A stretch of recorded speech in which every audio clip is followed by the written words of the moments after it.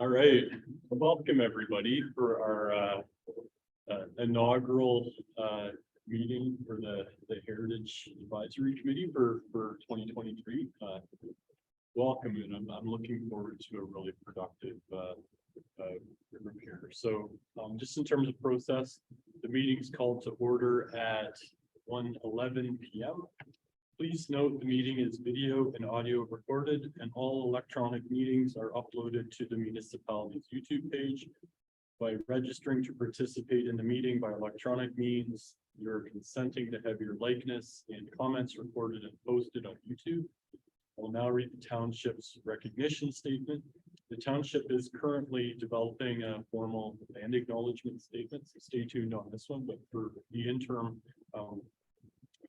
it goes as follows. We recognize that when the first Euro-Canadian settlers arrived in what is now Portage Township, the Anishinaabe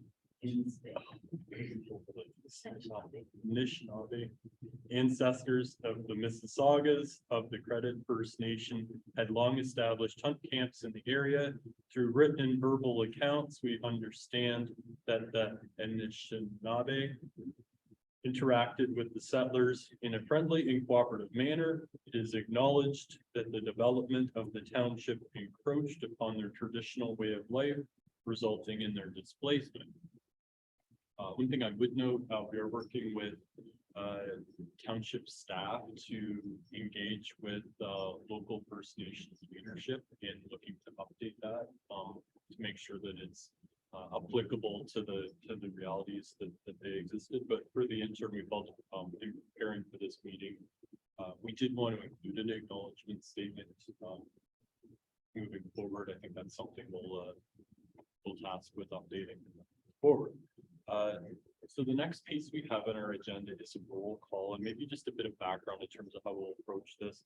We'll do a roll call of all members, and then as this is our inaugural meeting, I'll share a little bit about myself, and we'll just do a quick roundtable. I think one thing I really try to encourage is in meetings, you know, we're all part of a team in the sense of we're trying to do what's best for the community from a heritage standpoint with this vantage point. I think it also, you know, it alleviates any there's a little bit about myself type of thing, and we can share that. So I'd encourage everybody to do that. So I think what I'll start is my name is Russell Hurst. We'll start with Lily. We'll just go around the table, and then I'll kind of share a little bit about, you know, my background for everybody's context, and we'll just kind of circle through if that's okay. So Russell Hurst, I'm a counselor with the township. We'll get into that. Just state your name for our roll call. So Lily Clammer.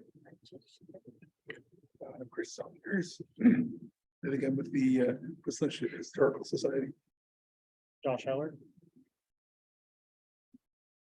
Christina. Andy Bay. And staff, we've got Courtney Fox, I'm the municipal clerk of the township. And Justin Brothers, and I'm the deputy clerk of the township. perfect. So thanks, everybody. So just a bit of context around myself.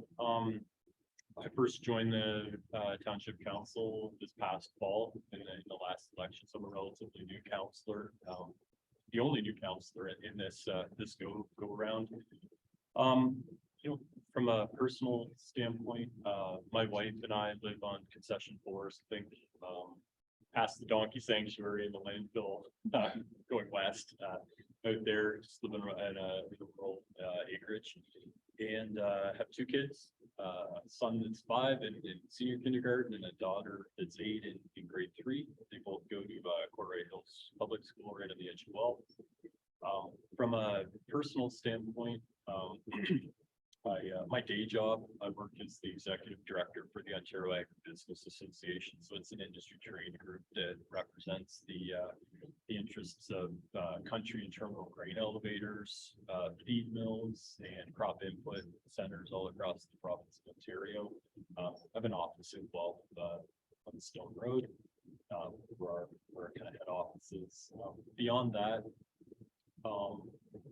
my family, we farm north of Guelph, corn, soybeans, wheat, a couple hundred head of cattle. I'm the only son, so I'm kind of a combination of slave labor and an equity shareholder in the next generation type of thing. Education wise, is most, farm kids. I went to University of Guelph, did my undergrad there. Ended up going down to the University of Illinois, where I did my graduate school. Southern Illinois, had a really good experience down there. Ended up working down in the US for about 5 years before I came back to Canada. Prior to my current job, I worked for another trade association based in Ottawa, and we live that's the session for this. We've been there 6 years. Prior to that, just stopped with Claire. The past 10 years prior to that, really my engagement at the township level before getting into this type of administrative role is I coached minor soccer for the better part of 10 years with the Osage Minor Soccer. Had a fantastic experience. I think the one thing that was always interesting from my standpoint is certainly when we're looking for upgrades to the fields and the infrastructure, a key aspect was making delegations to council over the course of time, and we're looking for upgrades. And I think it's important, obviously we're here from the Heritage Committee standpoint, but I think, municipal government touches people in a lot of different ways. And I think some you realize and some you don't until it really intersects with life type of thing. So I think we have a really neat opportunity here with Bill 23 in the next couple of years. So I certainly welcome everybody's guidance and support and candid conversation, and really trying to focus on what we can do to the net benefit of our community. So that's kind of my 2 cents. Lily. I have a BSc from Waterloo, so I couldn't go to the area. I moved to Westland with my family about 8 years ago. 3 kids, 2 in university, 1 still in the system, and I did a bunch of animals. Prior to that, we lived outside of this area, and I worked progressively in the chemicals, pharmaceuticals, food industries, working my way through to project management, management consulting for multinational companies. And prior to coming here, I was a project manager for a pharmaceutical company. So as coming here, I have worked in sales.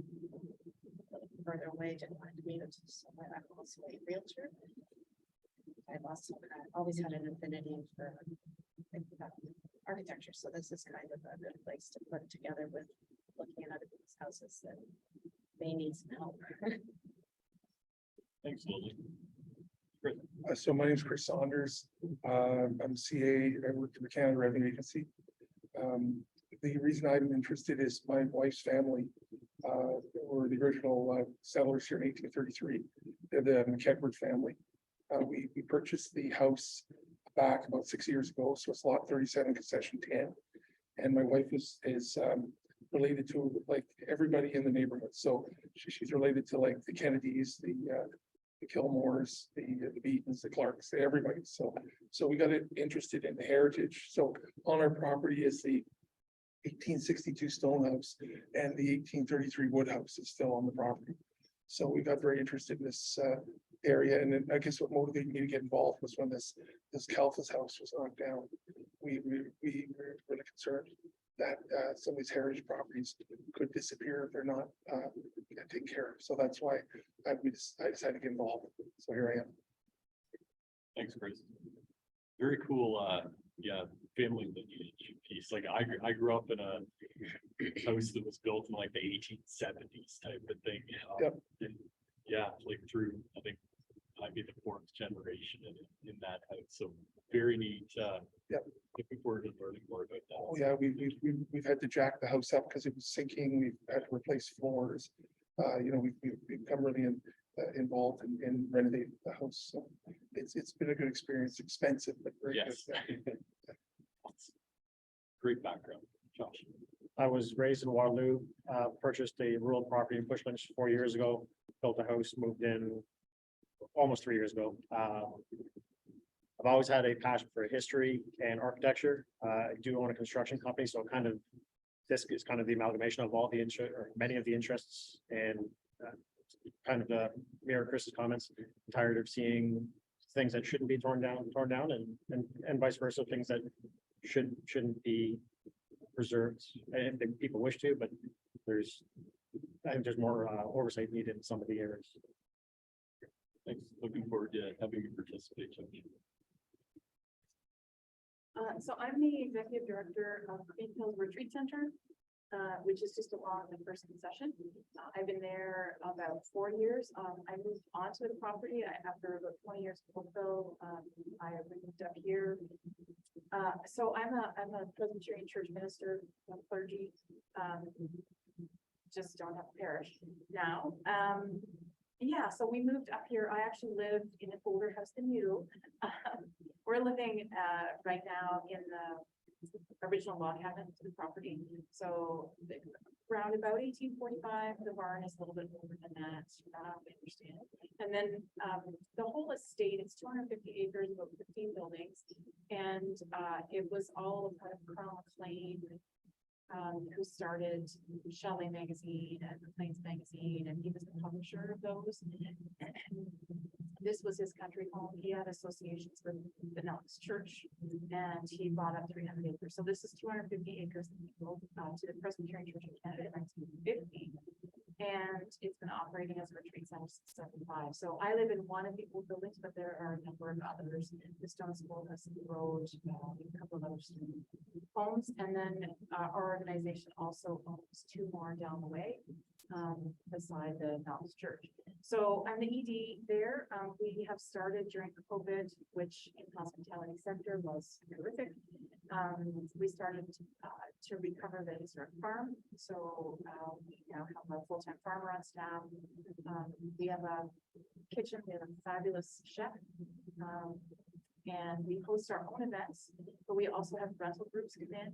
Sometimes it's a meeting like this. Sometimes it's organizations, community organizations from, around here, but they do come from across the country, sometimes for days or a week at a time. And we also have individual suites. So, I mean, this table can appreciate one of them is the old house that was near the barn. That's been converted into a tiny little place to get away. And the other we call the prodigal is the old piggery, and in one half of it has been created a 1-bedroom apartment, so people can come and stay. Both of those are be, there's some Wi-Fi and all the rest. So people come for all kinds of reasons. Our focus is on rest and renewal. And we have seen a lot of clergy, a lot of frontline healthcare workers, teachers, caregivers. Those are the people taking refuge now in their spaces. And yeah, so I want to meet my neighbors because we moved here and then COVID hit. I don't even know my neighbors. And so I thought, well, this is a great way to meet my neighbors and also local leadership with me. So. I'm Andy Day. I moved to Bushlands 15 years ago from Oakville. We bought a farm that has an original stone farmhouse on the corner of Treef. So we're mostly hay and pasture. My business was started 45 years ago as a communications agency, specializing in human resource communications and also a certain amount of work in public notices. And have during the time that we've owned the farm, we've done extensive renovations to it. To both the original farmhouse and also to the barn and the other ancillary buildings. So I've got a keen interest in architecture renovations, older properties, and that's how I come to have an interest in the advisory committee. Wonderful. Court, any background here that share with you? Certainly. So I worked with the township, about 6 years, in different roles, but, for about the last 3 years as a municipal clerk. So that provides me with the opportunity to, sit in the council as well as all of our advisory quasi judicial committee. So this will be the second heritage committee that, I'm directly involved with. We have a brand new committee, all new faces, so it's complete turnover from the last term. And little similar comments to our chair, just looking forward to working through the legislative changes through Bill 23. Lots of impacts to heritage there, lots of things that this committee is going to have to do in the first half of its term, the next 2 years. So just looking forward to getting to that. Thanks, Courtney. Justine, Yeah, so last but not least. I'm Justine Rosen, I'm the deputy clerk.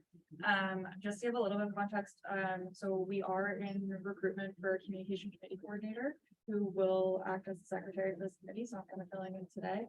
And then I'll kind of move to more of a procedural support role. But just to echo everyone else's sentiments, looking forward to working together and looking forward to having that new person on board and make sure all those instructions are made. Wonderful. Well, thank you guys. And yeah, really appreciate everybody's time and commitment to participating in this group. And I feel it'll be after we go through this whole process, it'll be a net positive benefit both for the community, but also to each of you at an individual level too. And I think those are important. You can't have one without the other. So with that, just working through our agenda, I'll take time for a moment of reflection. It's important in your life and what you feel is your time and commitments today.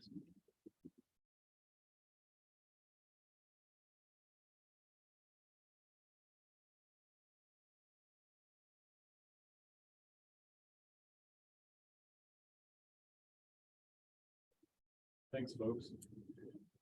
Just working through our agenda here, confirmation of agenda. Any committee members have any additions or amendments to the agenda that had been previously circulated?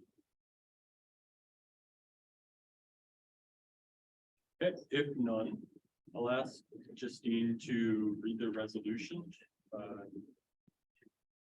right. That the Heritage Advisory Committee approves the March 6, 2023 agenda as circulated. We have Chris. Second.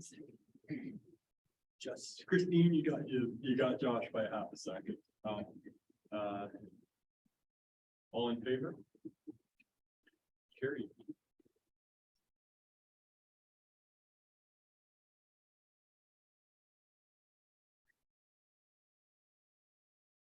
So just going through the next piece is the disclosure of conflict of interest, and maybe just a bit of context here. We're going to get into this with the orientation process, but in terms of our policy and procedures, we if at the onset of every meeting, we ask for any conflicts of interest, and typically those would constitute particular property or a situation where you would have either a financial or personal relationship with that property. And all we'd ask for is that you identify a conflict of interest. And Courtney, if you can explain a little bit more in detail what that would entail. Yeah, certainly.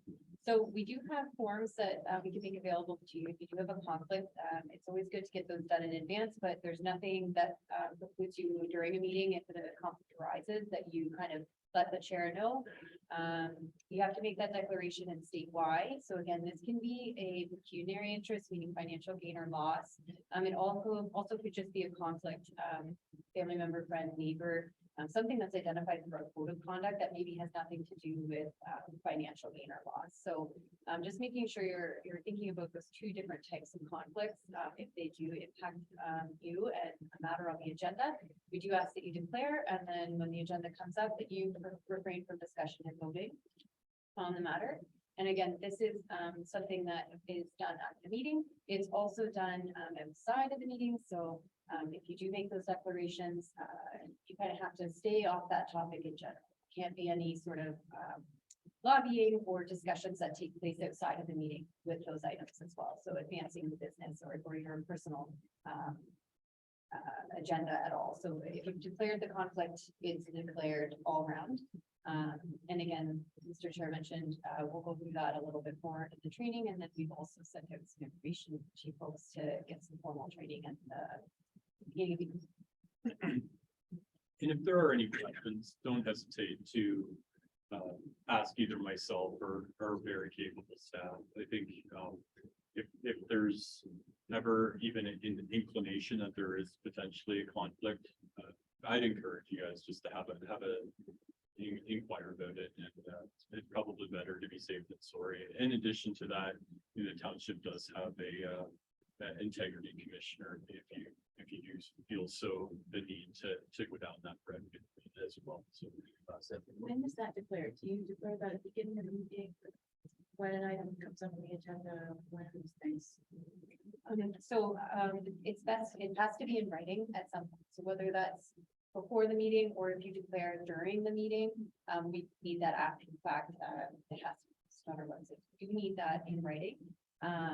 But you would typically declare at the beginning of the meeting, and then your chair will kind of make the group known. Oh, Christina's sitting out on this item. You can push your chair back just to let everyone know that you're out of the discussion.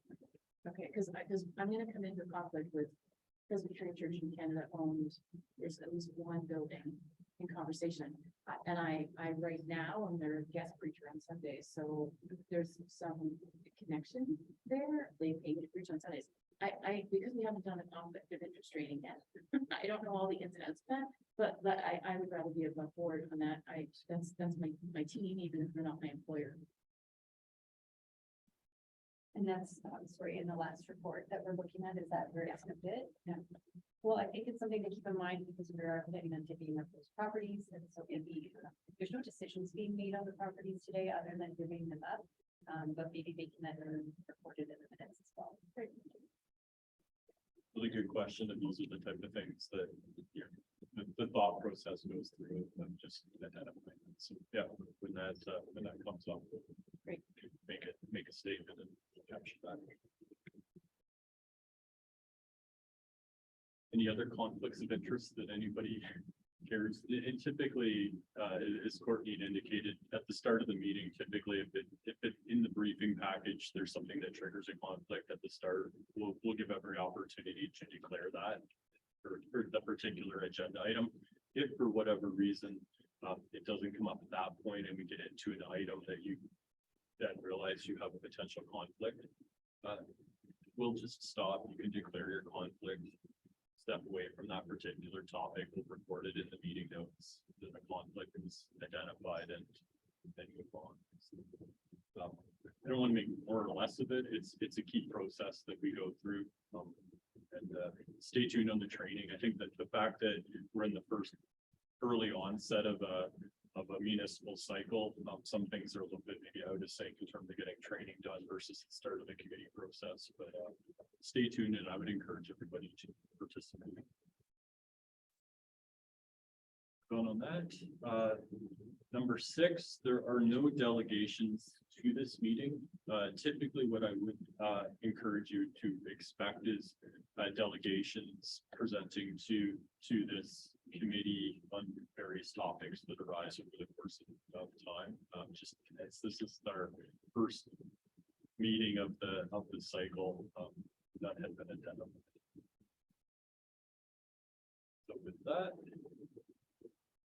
we're on item number 7.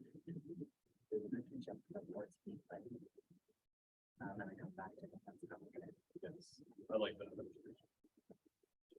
We're gonna push agenda item number 7 to jump to agenda item number 8, which is committee reports. And I'll ask Justine when she's ready to start walking us through those. Just before she does, what you'll realize when you get a briefing note prior to the meeting from from township staff. It'll have all of the supporting documents incorporated in there. Very much for today's meeting. This is very much an update meeting, as we're at the onset of this cycle, but that's typically the process that staff go through is they'll post the agenda and then all the supporting documents thereafter are incorporated. So I find what I typically do is I just download the PDF and skim through that as part of the meeting goes, and I just incorporate my notes in there as a. Thanks, Justine. Perfect. So the purpose of this report is for information to provide the committee with a training session of the township procedural bylaw and a training session of the Heritage Advisory Committee's terms of reference. And so the first presentation will be from our municipal clerk recording clerk box.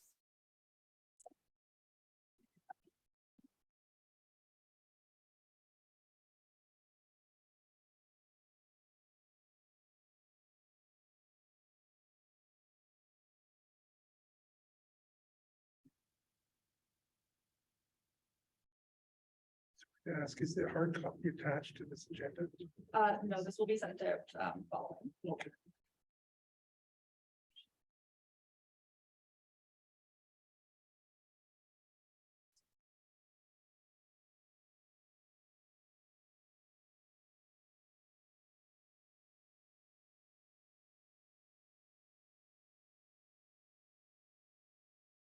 The slideshow app. I have to share screen.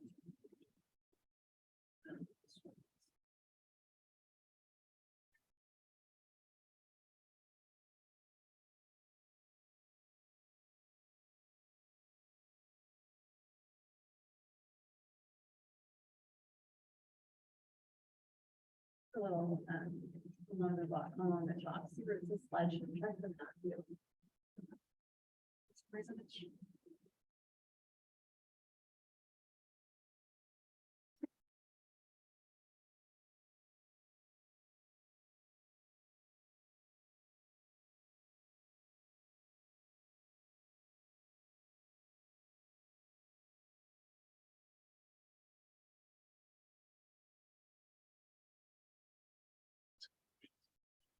It's. Sorry. Yeah.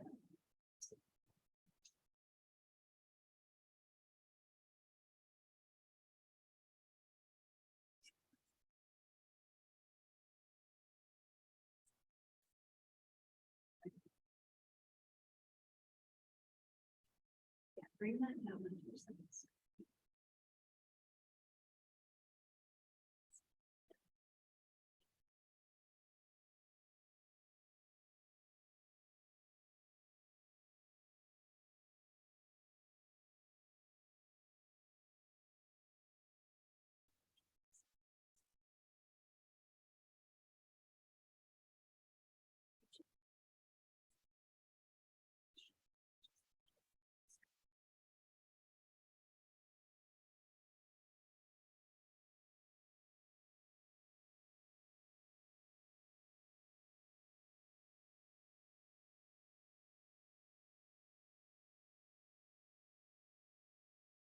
So that's fine. We can just- I don't know.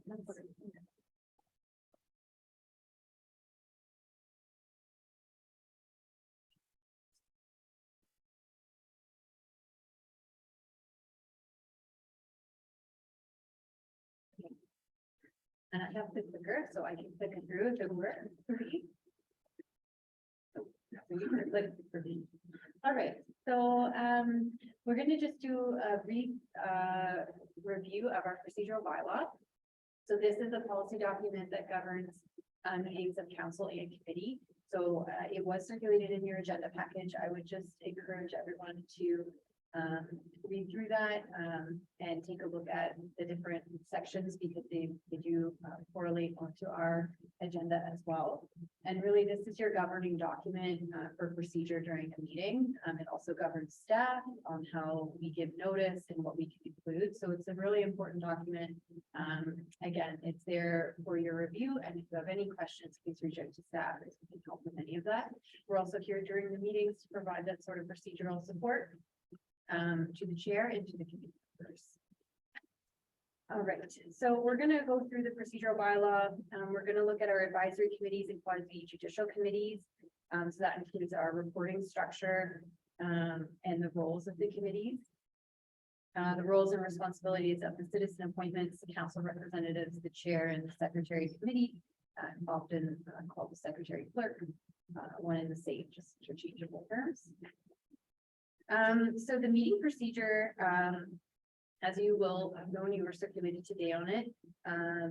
You're given agenda. The agenda has all the various business items that we're going to be discussing. They include delegations, presentations, committee memos, questions and answers, if you have any to items. You'll also have some recommendations within the reports. Those are at the top and they're bolded. So really helpful when you're looking at staff reports. You're kind of wondering, so what, when you're reading this? The so what is in the bold at the top. That's kind of what we're asking. Sometimes it'll just say it's more information, which is just that. Other times we're asking, we're looking for certain direction from the committee, and that will be in the top. You'll have some debate and discussions at the committee meetings, and of course voting. And then we take a minute. So each committee meeting is going to be reported in minutes. Again, if you're reading those minutes, the municipal act dictates what we include in those minutes. It's just the direction. So you're not going to see verbatim discussions. You're not going to see any of that in the minutes. We do have a video recording for that purpose. You can please go back and look at the context if you're looking at what happened in a discussion. Again, the minutes are just capturing the committee direction. All right, so our procedure bylaws we've already touched on. It establishes a procedure for meetings of council and committees. It ensures that they're held in an open and accessible manner. So I think one of the best things coming out of COVID was that our meetings became more accessible. So we have hybrid, which we see here today. People can join us in person, they can join us remotely, or they can just watch it afterwards on YouTube. So just a lot of different ways that we're making these meetings accessible to the public. The procedural bylaw also provides the opportunity for the public to participate in delegations. So again, you'll note in the procedural bylaw, we have two different types of delegations. There's a general interest, which could be someone coming to talk to committee or council on something general in nature. They just like an opportunity to speak. Or we have specific delegations, which is I'm coming to talk about something on the agenda. So just those two different types that you may see. All right, so our advisory committees and quasi judicial committee overview. So this is just highlighting the different type of committees that we have here at the township. So again, we have our council, which is comprised of 4 council members and 1 mayor. These are our elected officials. We have our committee of adjustment, if you can see it there, sort of a small font. So that's a quasi judicial committee in that it's an independent committee from council. So it makes decisions on its own, again, independent from council's influence. So that's our committee of adjustment. They make decisions on minor variances to the zoning bylaw. We also have our property standards appeal committee, again, quasi judicial at an arm's length from council. Council does not get involved in their decision making. And this is related to property standards appeals. So we have a property standards bylaw. If there's an order made under that bylaw and the individual property owner would like to appeal it, they would come and have their case heard by our property standards appeal committee. The members of those committees are one and the same. So it's just a great fit. Quasi judicial committees are a little bit different than advisory committees. So we have the same group of people sitting on both of those. Then we have, oh, sorry, that's right. We have our Heritage Advisory Committee, which we're here today. This is a statutory committee. We do have a register with the township, so our committee, this committee has to exist. It's statutory. And again, you're making the primary difference between the quasi judicial and our advisory committees is that these committees are making decisions. There's no decision-making power with our advisory committees. You're giving advice to council. So just a clear distinction there. We work with council in giving that advice so that council can make the decisions on these items. So just keeping that in mind as we work through, particularly with some of our designations that we're looking at, Heritage Register. We are not the decision-making body. That will be council. Planning Development Advisory Committee. So again, this is advisory committee. It's not statutory. So this committee comments on zoning bylaw amendments, certain site plans if they're in an area in the township where we need some planning advice. We have our Recreation Advisory Committee. Again, it is in its name. It's going to give council advice on recreation within the township. And then a brand new committee this year, is the Youth Advisory Committee. So, we have 11 folks sitting on that committee, ages 12 to 18. And, they are going to be giving advice to council, participating in community groups, volunteerism, wide range of things that group is doing. Any questions on the difference between the committees? So committee roles, again, we're providing advice and recommendations to council and staff. You'll work through the development of goals and objectives. So this is an important part of the committee. They can be for the year or they can be for the term. These are things that the committee would like to prioritize to get done. Again, this goes to council for final approval. And Justine will go into what this looks like a little bit more. We have some great proposal documents that are filled out by the subcommittees, particularly if there's budget impacts and we're asking for money. And our committees are governed by their terms of reference. These TORs are approved and adopted by council through bylaws. So again, this really sets out what we're here to do. So Justine is going to go through that with the group as well. And I believe that TOR is in your council package.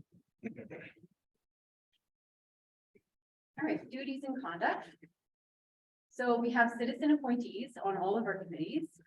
Essentially, you're volunteers, and you're appointed based on your subject matter and knowledge or expertise that you may have in the various committees you sit on. You're voting members, so you have every member on this committee is entitled to one vote.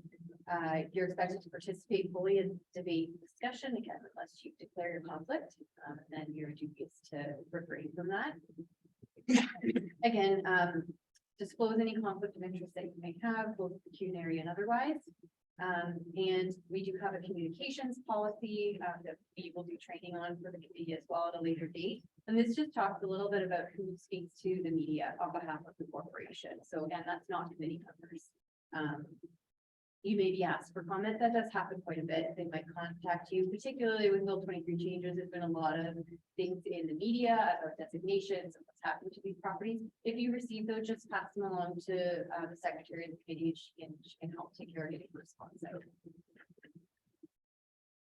So we have the chair. So for all of our committees, the chair is a member of council that's sitting on that committee. So we have Councillor Hurst, who is the chair of Heritage. Their job is to provide leadership and really facilitate the meeting. They're the committee liaison with township staff. That doesn't mean that the rest of the committee is not able to speak to staff. We would encourage it. If there's any questions or anything, please reach out. But again, a lot of the communication on meeting facilitation and things like that will be directly with the chair. And they're also responsible to disclose any conflicts that they may have. So council representatives, so these are the folks that sit on council, they're elected member of council, and they're appointed by council to each of these committees. So that occurred, I believe, in early January. We went through and council discussed who should sit where on which advisory committee. They're a voting member, again, disclosed conflict of interest, and they're the link between advisory committees. So committee secretary, Justine mentioned, we are just right in the middle of recruitment. For the secretary, we actually have a committee coordinator, so her job really is to coordinate all the advisory committees. So we're in the middle of that recruitment, so you're going to see a new face at the next meeting. And they are the ones that are going to really be your touch point in terms of staff. And then Justine and myself will be here for procedural support going forward. So they're a non-voting participant. They're here for support. They're going to be preparing agendas and minutes, providing procedural support, whether we answer during the meeting. We'll present quite a few of the reports and recommendations. We're going to record all the disclosures of conflict of interest. Those have to go on our website again, so we'll get you to fill that out in a written format. And we're really here as a support and resource to the community. So our meetings, they are open to the public. We kind of already went over that. In general, we do not go into close. There is provisions under the municipal act where we could do that, but in general, our meetings don't go into closed session. There's specific criteria you have to meet in order to go into close. So in general, we don't do that with our committees. We will be using subcommittees quite a bit. So these are committees that don't need quorum. So quorum for this committee is going to be 4. Can't see that, but we we are going to be breaking out primarily into groups of 2 or 3. Again, the subcommittees give us that real opportunity to do work outside of our meetings. You can't meet all together, otherwise that constitutes a meeting. So we break you into smaller groups so that you can kind of work away on our objectives outside of meetings. Right now, we're gonna have our meetings here at the Passage Community Center, so I'm really glad everybody made it here and not council chambers. Ideally, we will get back into a council chambers at some point, but for right now, just with space limitations, this is where we're gonna be meeting. All right, so the agenda itself is a legislative requirement. Our procedural bylaw does say that it's how we constitute notice. We publish the agenda. We do so by providing the information, but also giving notice of the meeting, which is required to the public. This is published 1 week before the meeting date. Also giving you time to review. Oftentimes the agendas can be large. Today was a large agenda. We want to make sure we give you guys a week to get through it. We circulate electronically. If anybody wants a hard copy, please let staff know. But if we don't hear otherwise, it'll continue to be circulated through email. So this includes the list of items under consideration, again, as our chair has gone through, and includes the reports or memos related to the business on the agenda. So unless it's indicated as a verbal report, which we tried not to do, you always kind of have that backup to review detail of. So the agenda items, just in terms of how each item would be presented, you're either going to hear the presentation for delegation, so presentation by staff or the delegation. You'll have an opportunity to kind of go around and ask questions. There'll be a recommendation that's in the staff report generally. Doesn't necessarily have to be what the committee ultimately votes on, but it's kind of there just so it's that so what piece. What are we looking for? Debate and discussion, and then voting if required. So kind of the order of how we would go through an item on the agenda. So delegations and presentations, we don't have any today, but we have had some. I would say in terms of advisory committees, Heritage Committee does get the most delegations, and that's because we're dealing with people's properties for the most part. So you're going to hear either from the property owner or from neighbors. I would say it's fairly common, especially when we're looking at designation or anything to do with the register. So delegations are 10 minutes. Again, this is the chair's, this is for the chair to manage and facilitate this, but our procedural bylaw says 10 minutes. You're going to hear from the public. They would introduce themselves, and then once they're done their presentation, which is limited to that 10 minutes, the committee is really there to ask any clarification questions that they may need. What we don't want to see with the delegation is getting into a debate with the delegate. So really the debate should happen with the committee members after the delegate has been excused. So get the information you need from whomever is delegating, excuse them, and then have your discussion. So again, just not encouraging that debate with the person that's here presenting to you unless you need to seek clarification from them, which that's all right. And then presentations can be from staff or committee members. So again, just the question and answers. So the chair really here is to facilitate, keep the topic relevant. So what we really also don't want to do procedurally is have, if we're talking about a specific property, we want to keep that conversation on track with that property. We don't want to sort of veer off and talk about other things. It's just really important that we're talking about the matter that's on the table that a motion has been made to discuss. So again, our chair will keep us on track with that. So recommendations. So we've already gone through this a little bit. We approved the agenda today. We had a mover and seconder.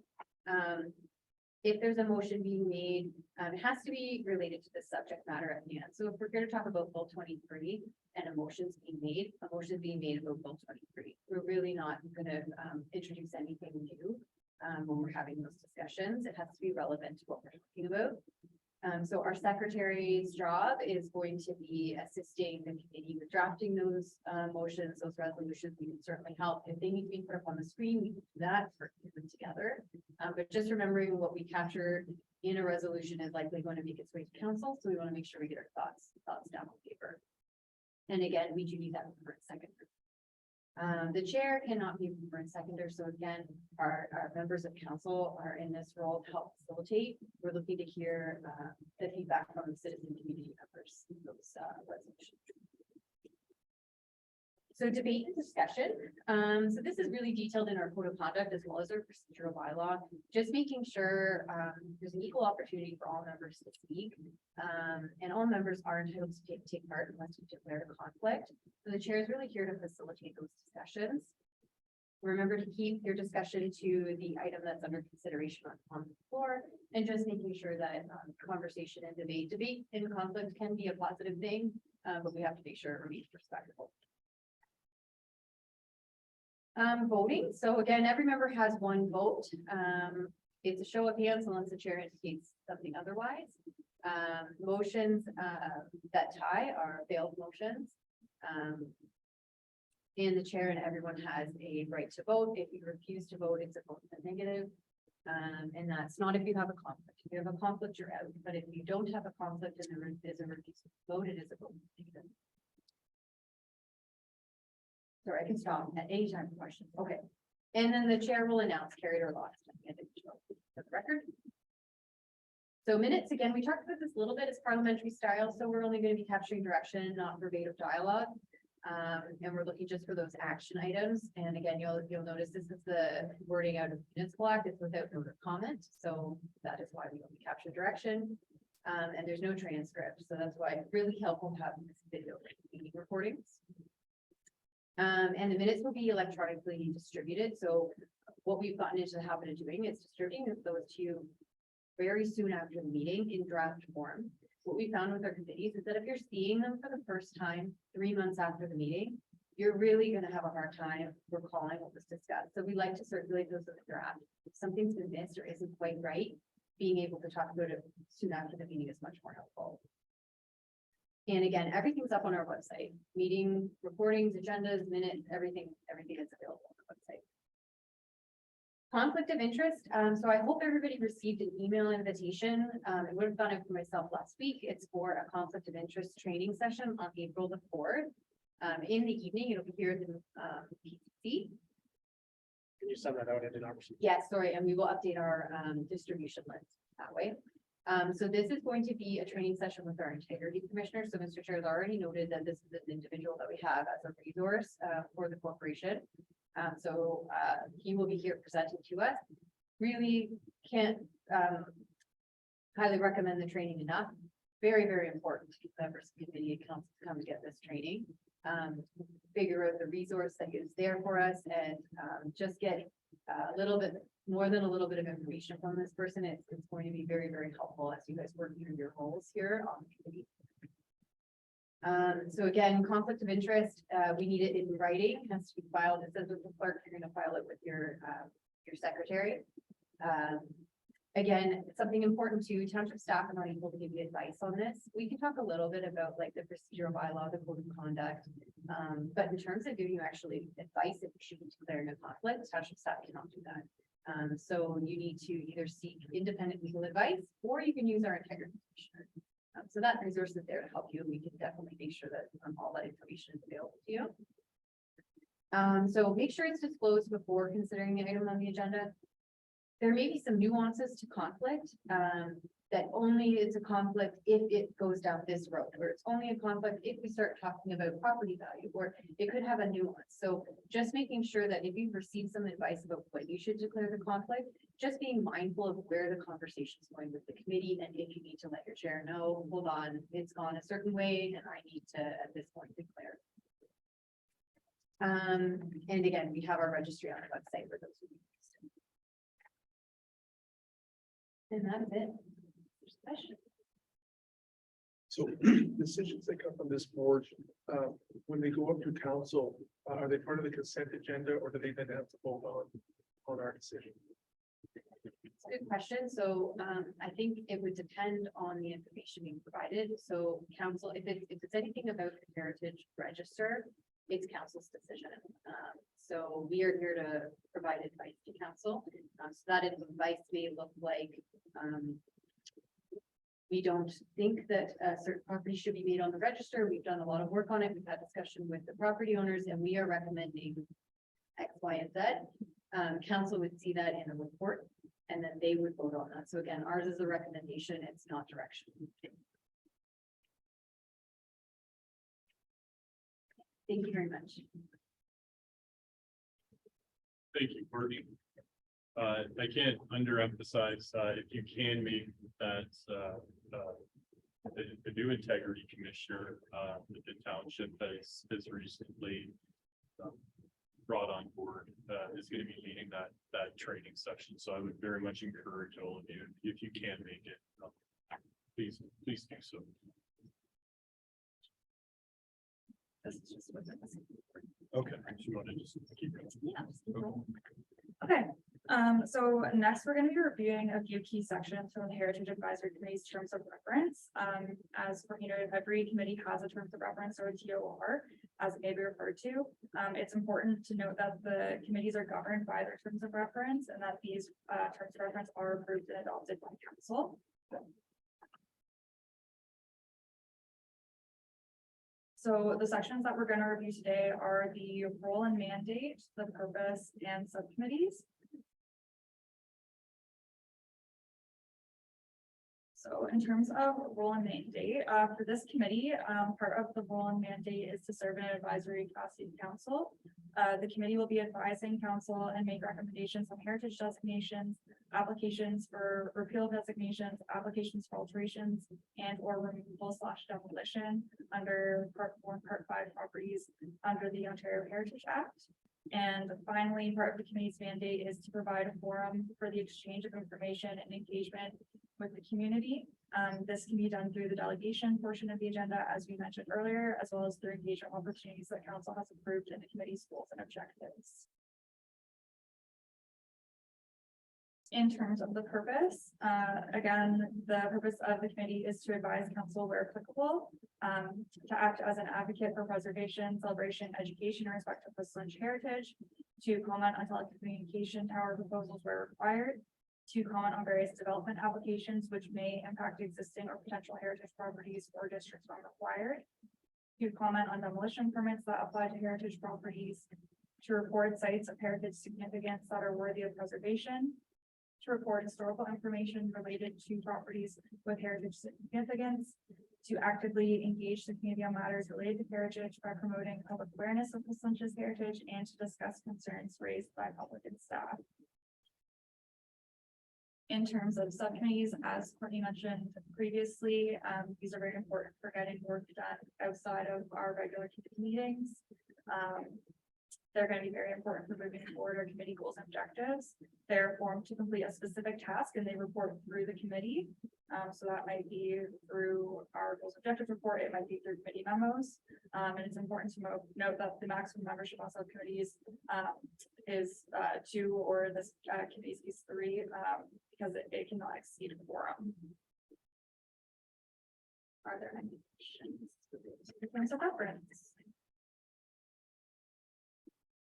We just make note, both the bylaws and the full copy of the terms of reference was included in the briefing material. So just as if you're ever wanting to go back and review those or use them as an electronic reference, they're there for your use.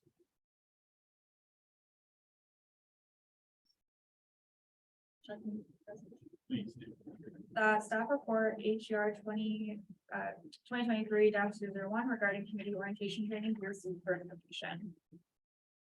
You make a motion. Christine, seconder. Josh. All support.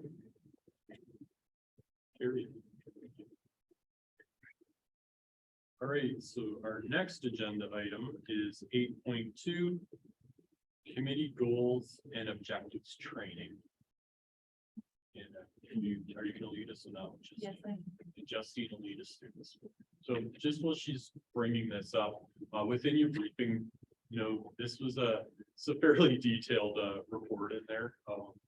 I'm getting used to as a counselor, reading about 8 font sometimes on work plans, which is a really good thing because it means there's a lot of stuff in there. So Justine will walk us through. So the purpose of this report is just to provide a training session regarding setting committee goals and objectives. So at the beginning of each term, our advisory committees are to set a list of goals and objectives to be approved and endorsed by council. These goals and objectives help to guide the work of the committee over the term. Council may also refer items to the committee that will be added to the committee's goals and objectives. Anytime the committee wants to add a goal or objective, a detailed proposal must be provided to council for approval. Attached to this report, you'll have seen a standard operating procedure as well as the proposal form.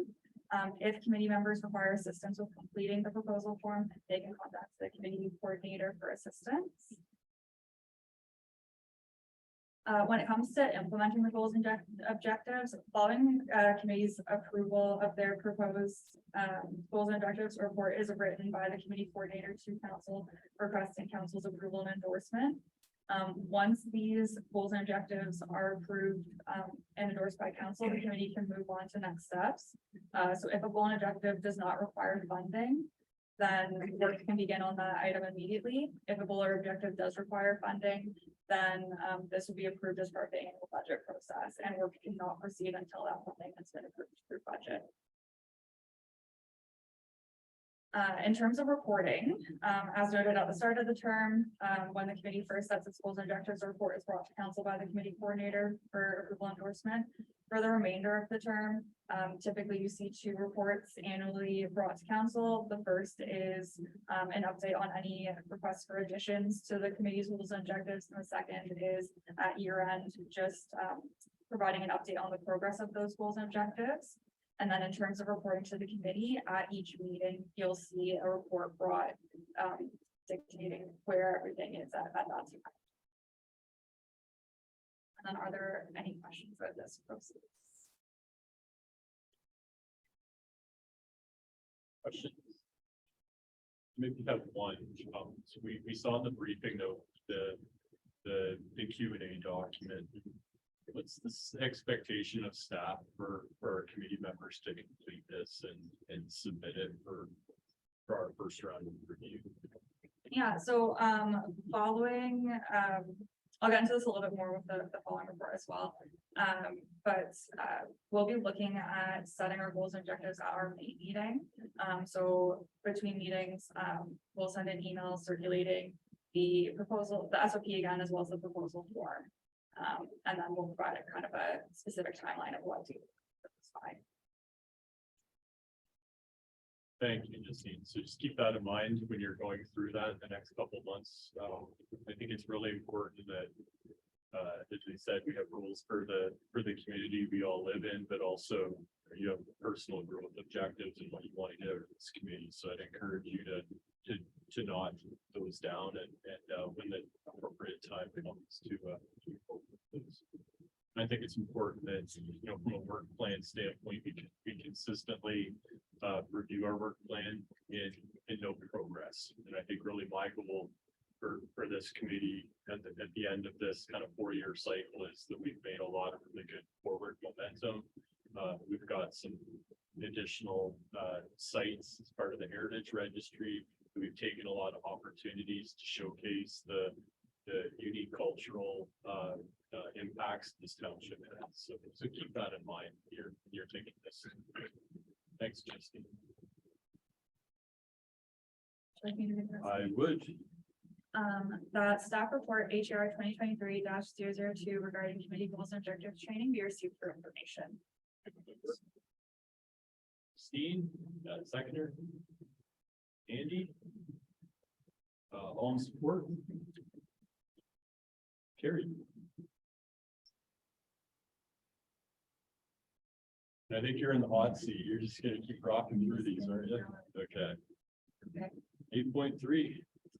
So the purpose of this report is to review the completed 2021-2022 Heritage Advisory Committee goals and objectives, and to review the goals and objectives that will be carried forward into the 2022-2026 term. Today's report is just for information. And as previously mentioned, committee members will be asked to provide the committee coordinator with any proposed goals and objectives prior to the publishing for the next committee meeting agenda or committee meeting on May 1st, 2023. And an email will be sent out with more information, including the goals and objectives SOP and proposal form and required submission dates. happy to answer any questions. Any questions on the goals and objectives that were identified? Again, we'll have opportunity to update these in due course.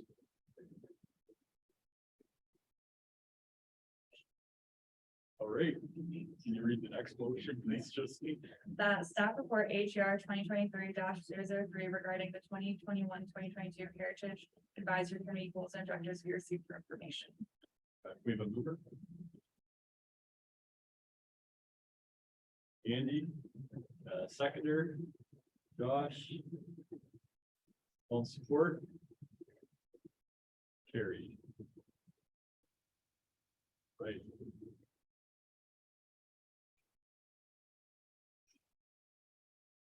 And Justine, can you lead us through item 8.4, the alternate chair schedule? Yeah, so the purpose of this report is to request that the committee pass a resolution that defines when the committee members shall act in the place of the chair during an absence or vacancy for the duration of the 2022-2026 committee term. I'm happy to answer any questions. So just in terms of context in the briefing note, staff have just went through a schedule on a month-by-month basis between now and the end of this particular term. So in the event that a chair cannot attend the meeting, that particular individual identified would serve as chair. This came up at the council meeting. Maybe I missed it. If the person that's identified as the alternate cannot make it as well, I guess in that case, we're not gonna have anyways, probably not have a meeting. But I guess we could have a four person, so it would happen. Do we go to the previous month? Is that the process that we? So what we discussed at council, Mr. Chair, is to bump to the next month. Yeah. Forward. Yes. So if the third person up is that upcoming month, so just as a point of clarity. Hopefully it doesn't come to that. Certainly my commitments to make as many meetings as possible. Read that motion, please. The report AGR 2023-004 regarding the alternate chair schedule in the event of the chair's absence or vacancy be received for information. And that the committee adopts the alternate chair schedule in the event of the chair's absence or vacancy as outlined in this report. We have a mover, Josh, seconder, Lily.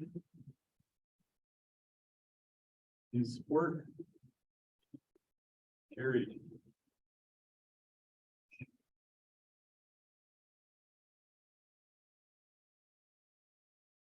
Okay, now into some exciting stuff, right? Okay, agenda item 8.5. Demolition clearance request on 6927 Wellington Road 30. So the purpose of this report is to seek comments from the Heritage Advisory Committee to provide to council regarding an application for demolition of a structure on a heritage listed property at 6927 Wellington Road 34, which is listed on the Heritage Register. On February 22nd, 2023, the township received a heritage structure demolition form for 9627 Wellington Road 34. The proposed demolition does not impact either the stone Victorian villa noted in the cultural heritage value or description of heritage attributes listed on the township's heritage register. Further, it does not impact the bank barn identified during the review of the listed property file. The Heritage Advisory Committee is being asked to provide their comments to council regarding whether the application should be permitted to demolish or remove the building structure and why. Or why not. Could you just clarify which building they want to, is it just one building? Yes, so it's the steel structure that images are included in the report. So it's the one out of the picture, page 104. Correct, Lily. Yeah, it's kind of a two-door, single level steel drive shed. Description from the heritage listing, the registered listing is not that building, is that correct? Actually, that would be helpful. Thanks, Justine. So maybe just a bit of context for everybody here. These are the type of situations that would come up and we would look for direction from the Heritage Advisory Committee. On particular properties that do have a designation. In terms of due process, and correct me if I'm misspeaking, Justine, but this property has been designated. The particular request comes as it's in the Heritage Registry for direction from this group, then the recommendation coming out of this group would then be brought to council at a subsequent meeting. Yes, Catch so that right? this property has listed status, and so when a property has listed status, any demolition that's to occur on that property, they have to submit this application form. Regardless of if it's included in that description. And then the committee's recommendation was brought to council. Just Mr. Chair, if I may, the Heritage Act does not permit designating individual structures. You have to designate a property. So the property, in most cases, is going to have multiple structures. And then what we seek to do through the description of the values or attributes is to describe which buildings or structures on that property. But the way the act is written, it doesn't allow us to designate this or that or this. It's the property. And then further, the act says where there's a demolition on a listed property, you shall take it to council. So we actually don't have any flexibility when we get this, even though we know this building is not the one we're intending to protect, we still have to work through the process as it's laid out in the legislation.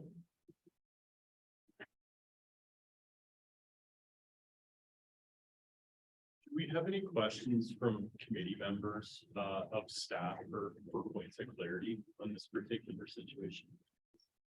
So coming out of this committee, do we recommend that we're okay with demolishing this building? Is that what or are we just at a stage where you're just providing information to us? No, we would be looking for recommendation. I do have one prepared. If we want to put it on. And then they can discuss. Sure. Let's go with that. Can you read it? Staff report HR 2023-005 regarding the application for demolition on a property listed on the Heritage Register, bracket 6927 Wellington Road 34, bracket be received for information, and further that the Heritage Advisory Committee's comments below be forwarded to council for consideration at the March 22nd, 2023 council meeting. And the comment that I have prepared is that the Heritage Advisory Committee recommends the approval of the demolition application for 6927. So discussion, I think what we'll try to do is just go around the table. Lily, do you have any questions, comments, points of clarity that you'd like to see from staff?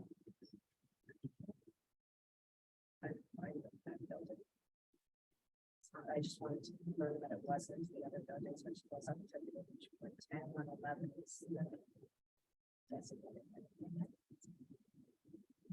Chris, any question?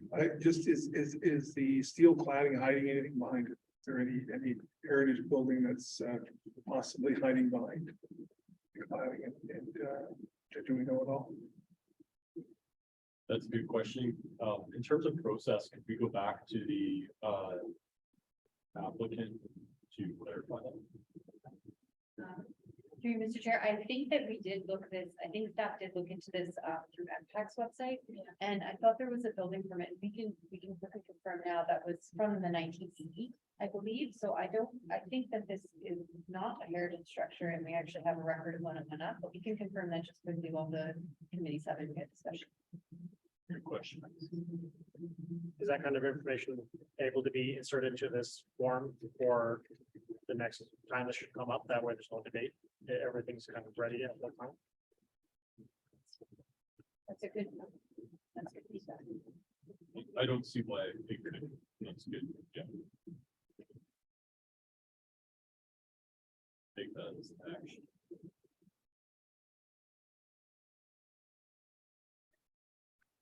Any other questions from you? Anything else, Josh? Questions? No. Andy?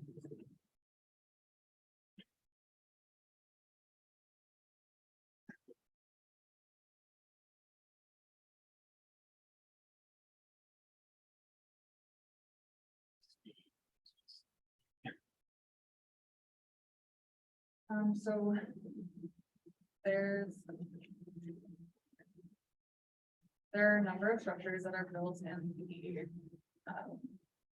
like we're looking at kind of like 1950, 1975, 1975, 1960. This is looking like it's one of those 1975, possibly the 1980 building.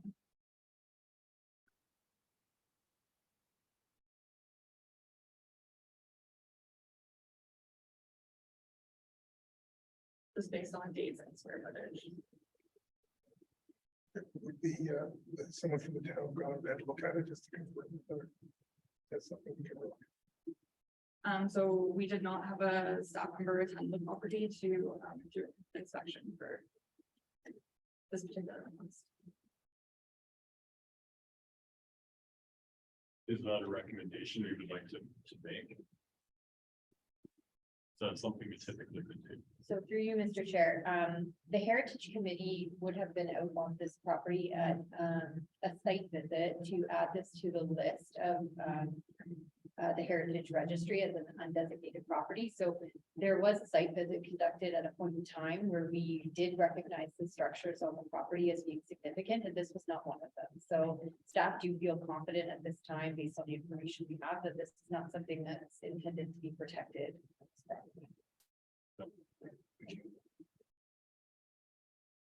Based on the knowledge that I think Justine had in 1970 something, 75 of the building permit. Okay.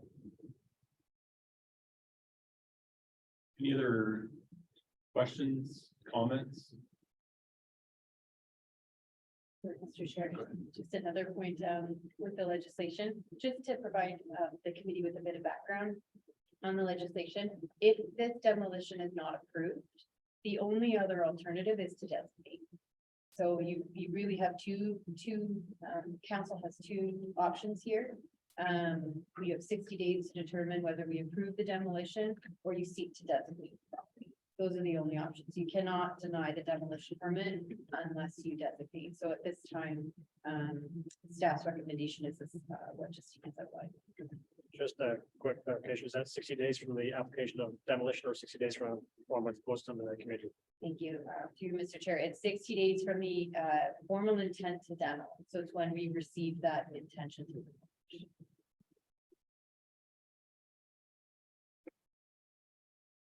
And I believe that was included in the three big mistake. Yes, February 27th, 2023.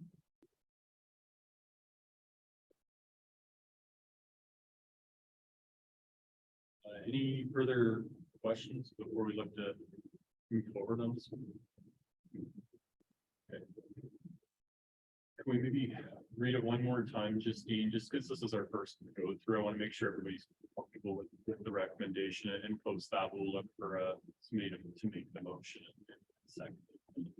That staff report HER 2023-005 regarding the application for demolition on a property listed on the Heritage Register bracket 6927 Wellington Road 34 bracket Beer Soup for information, and further that the Heritage Advisory Committee's comments below be forwarded to council for consideration at the March 22nd, 2023 council meeting.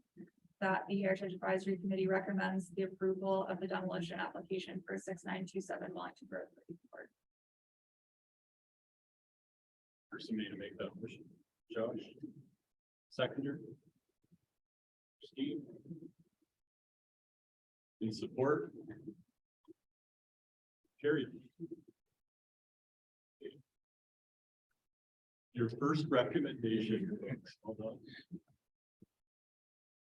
Sorry, 3 years, Mr. Chair. I just asked, so when it says here, attachment 1, demolition clearance certificate, so that's the first thing we hear. It says demolition clearance form for property.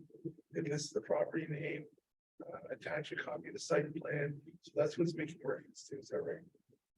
That's our first attachment.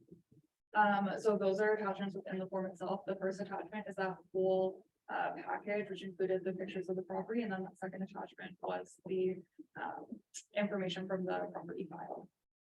Okay, we have that as well. So yeah, the heritage piece would be starting on page 111, I believe.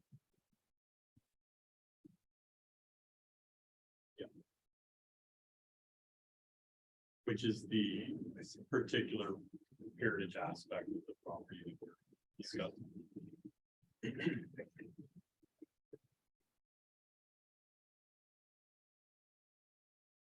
We're good on that one. You go to agenda item 3.6, Heritage Register designations. And is that Courtney or Justine? Courtney, floor is yours. Thank you, Mr. Chair. So this report has a lot of information kind of to unpack in it. It's based on the new legislation under Bill 23, the More Homes Built Faster Act. So this report is just seeking to give some information to the committee, but we also have some action items that we're looking to get seek direction from the committee on within this report. So just maybe briefly to talk about what the legislative changes are and the impacts to the township. So Bill 23 amended the Heritage Act in a number of different ways. So the one in terms of timelines that really impacts Whistler. So the way the legislation was prior to Bill 23 is municipalities had the ability to include undesignated or listed properties to their heritage register. And this was in essentially a perpetuity. You could have these properties listed on your register and they could sit there. And the purpose of undesignated status on the registry was an interim protection. So Whistler, for example, we have 108 properties, 109, just sorry, 109 properties on our register that have unlisted or listed undesignated status. So what this means is if they were to come in and look for a permit, any building permit other than demolition, we would not flag them. They would get their building permit and they could go ahead with whatever development they wanted to do on the property in compliance with our other regulatory bylaws in the building code. But if they came in for a demolition to the township, any one of those 109 properties would be flagged, similar to one that you just saw on our agenda. And the interim protection gives the municipality 60 days to now determine, do we want to designate that property? Or are we all right having the demolition proceed? So what Bill 23 is doing is that municipalities now can only have a property as undesignated or listed on their register for a maximum of 2 years.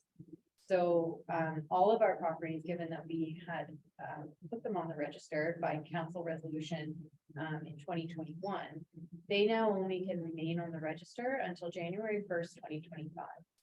So we only have 2 years to figure out as a municipality what to do with our properties, 109 of them on the register. And really there's really only a few paths forward. Either they come off the register as of January 1st, 2025. That makes it so they lose any interim protection. They cannot be replaced back on the register for 5 years. So that's kind of option one, or path one. It may not be an option, just depending on resources and ability to do something with these. Or the municipality can designate them. And they must be designated before the 2-year time elapses. So before we hit January 1st, 2025. So realistically, looking at designating 109 properties is not going to be achievable. It's just 2 years time. That's just not something that we can do. So this report, in addition to kind of providing that background on what these impacts are for Whistler, staff have put together, based on discussions from our previous Heritage Committee, how to prioritize this list. So really, which properties are we going to want to take a look at first in terms of significance to the township? So what we've done based on the discussion from our previous committee is pull out about 18 properties. Some of them are churches, schoolhouses, commercial structures, properties that we feel are significant that we want to take a look at first. On this list, you'll also notice is the Morlock homes. So the township council passed a bylaw late last year that actually designated the property on Queen Street in Whistler, which is one of the 4 Morlock properties. So we have provided that bylaw in hard copy to members of the committee today. So this is one of the four, so we are also looking at these other three residential properties, so you'll notice it's your properties on the list as well. So the information in the attached schedule is the information that staff were able to put together, again, a fairly short timeline based on our files that we have. So if you were to look at one of these brief statements that we have to put together in order to pass the bylaw and kind of compare it to the hard copy that we provided you today, you'll notice 82 Queen Street, which is the property that council approved the designation on, is a much more comprehensive review of that property. So just in terms of workload associated with these 18 properties, you can kind of contrast what we had for one that was designated and what we have for these 18 that we're seeking to do the same for. So within the report, staff have outlined a recommended action plan that we're looking for some direction and ultimately a recommendation to council on how to proceed with. So the recommended action plan within the report talks about establishing subcommittees in order to kind of tackle these 18 properties on the list.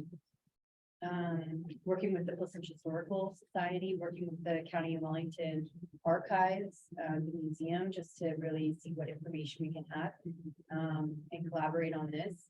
And probably most importantly is the outreach and the work with the actual property owners. So that is what staff are recommending, that a letter be prepared and be sent out to these property owners. Any designation on a property, a bylaw, is going to be appealable and subject to appeal at the Ontario Land Tribunal. So whether or not council decides to pass a bylaw designating any one of these 18 properties, if the property owner objects to it, we are now looking at an appeal at the OLT. So having the buy-in from the property owners, seeing how they feel about the designation of their property and really including them in that process, I think is probably going to be key to working through this in such a short time. So that's part of the recommended action plan that we have within the report. And in addition to that, to help us as well, we generally get approved for grant funding for a heritage student for the summer. Subject to that grant funding being successful, we will have a full-time person dedicated for about 4 months to really assist the committee through this work, and that will be over the summertime. So just another resource that we can tap into. And we have been in contact with a member of this committee who sat on the last term, who's not here for this term, Mary Tybee. So she has quite a bit of knowledge in putting together a lot of this information that we have on file. And so she has expressed an interest in playing a little bit of a consulting role for us as we work through this. So again, just another resource we have. The workload with the 18 properties alone is going to be a lot for our group. So trying to tap into information that's already existing and different groups like the Historical Society and that can assist us. Thank you, Mr. Chair. Yeah, thanks, Courtney. So on the briefing, the number of properties that staff have identified as part of the 109 undesignated. I think that the thinking was that this court, like this it's a lot of work to get 109 through the wickets. So let's really focus on the culture. I'm sensitive that it's not coming across as winners and losers per se, but ones that staff felt were the highest priority and the highest probability of getting through the process as well. And I think it's important to note that it's essential that we have the property owners' willingness to go through the designation process. Without that, it's quite difficult as we've experienced with the own property. So can I ask, what does the designation process entail? What do we have to do with it? Like what takes so much time? So through you, Mr. Chair, there needs to be a comprehensive understanding of the cultural heritage value and the heritage attributes that are looking to be protected. So it's not just the the physical construction, it's the context of the property. So who lived there, who built it, was the land donated, what is that, the context of the actual property. So there's quite a bit of information that has to be brought together to really understand that and put together a very thorough statement. And then there's the legislative requirements. So in terms of providing notice, making sure we go through the right meeting process with our committee, with council, putting it in the newspaper. And there's an appeal process that works out. All in all, it should take, most municipalities say that they generally will only tackle maximum of 2 designations per year because of the work involved. So this is an ambitious undertaking to try to do these 18 in 1 to 2 years. And just, what are the implications of being designated? Is it just that you can't demolish it unless you get permission? Is that, it's not an implication where you have to have certain kind of windows or anything like that? It doesn't extend that deep. It's just that if you want to demolish it, you have to get permission. So through you, Mr. Chair, that would be a listed status with what you described. Yeah. So listed or undesignated is just an interim protection from demolition. A designated status through bylaw is protecting windows, certain attributes. So it goes beyond the demolition protection and now says we're looking to preserve and protect. So whatever building permit you're looking to do, we're going to scrutinize that and make sure that we're not harming what's there. But it certainly doesn't preclude property owners from making changes. You can see a number of examples of municipalities where beautiful additions have been put on and things like that. So the amount of work is on the assumption that the owners may not be on board with some of the restrictions that's placed on them. Because in our place, like we would designate in a second, like we don't care. Like it's not going to change. Like we open 150 years, it looks exactly the same way. So I'm wondering if there's an opportunity to approach people and ask them if they want to fast track, designate, maybe knock a few of them off quicker, because we like our house has got still has lead windows and stuff, so it still has all the old, most of the old, we've had a few broken windows, but like we would probably go to a fast track designation pretty quick, because the last thing you want is a highway or a road through there. So we would be amenable to that. So if there's, I don't know, there's an opportunity to go out and engage people to want to do this.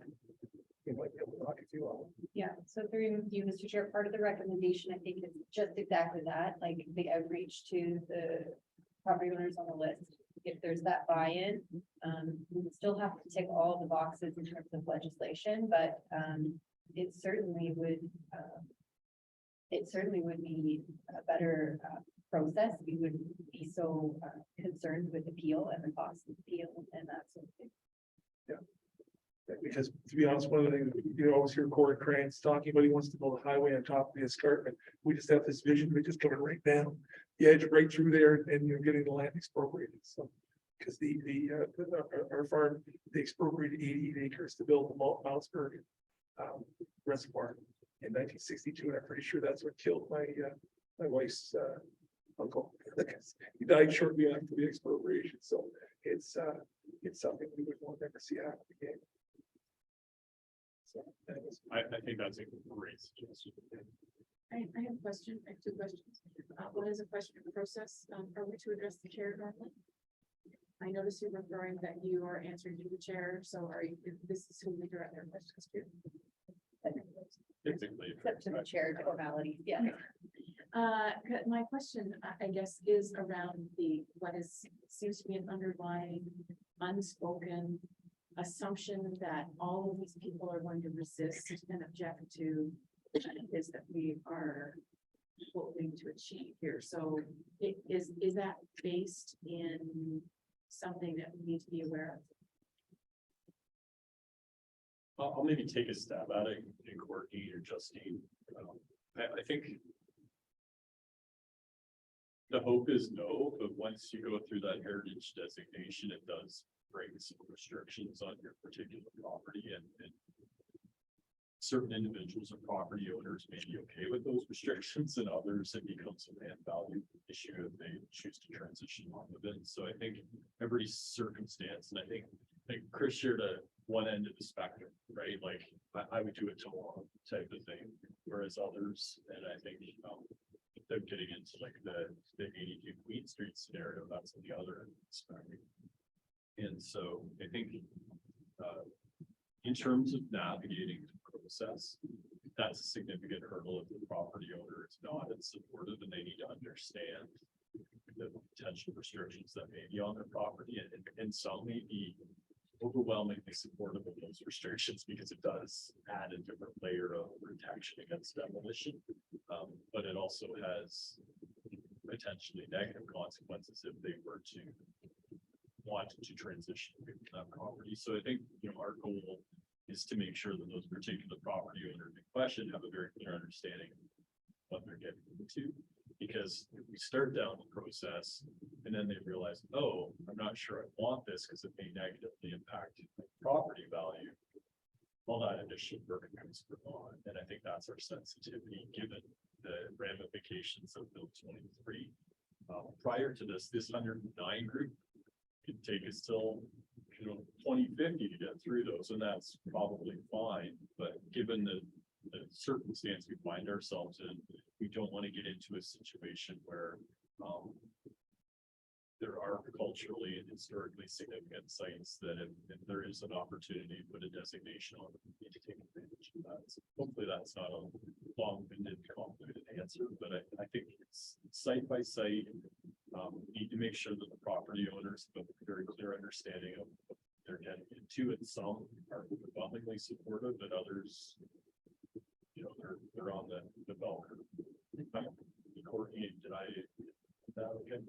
Yeah, Mr. Chair, and I think, again, they're two very different things being listed and undesignated, designated, but I can share that we did go through the process to list the Prop 109. I believe we only received one objection. So again, they're very different things, very, we're talking about demolition for one and a full designation bylaw with what we're trying to do now. But in general, for that process, and I think what helped was the committee at the time developed a very comprehensive letter to the community, just really helping them understand what this did and didn't mean for them. So I think that's a really good place. So all the comments that we've heard, where we can start just with that public engagement, really clear about what this means and what it doesn't mean, I think is Mr. Chair, can I ask you a Yeah, clarification go ahead. on maybe jumping? So is this our first designated property? yes, Is this- 82 Queen Street is the very first one the township was having. Do we know if they are taking it to appeal? Through you, Mr. Chair, they have appealed, so it is under appeal at the Ontario Land Tribunal right now. So I think, while that's probably disappointing, I also think it's going to be a learning opportunity for the municipality. Just see how this shakes out. What did we do? Is there anything we could do better? I just think it's as disappointing as it is, it's going to be good for.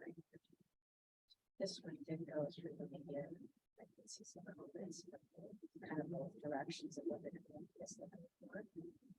But is this one of the 109 then still?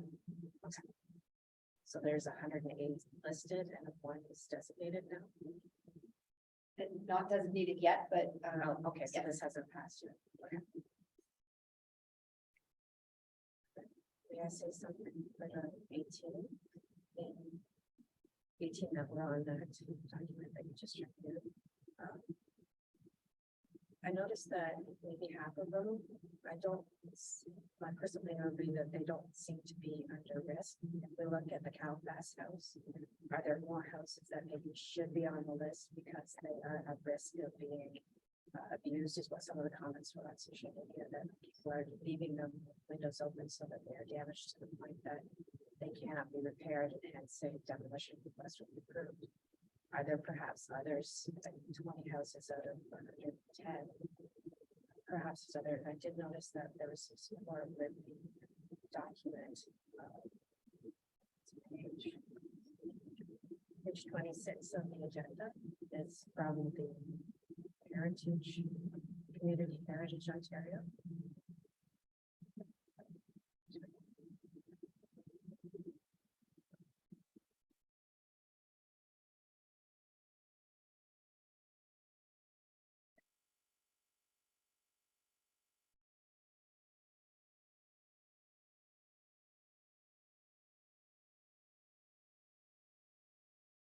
bottom there, the recommendations from the Ontario Heritage Advisory, that's us, the group.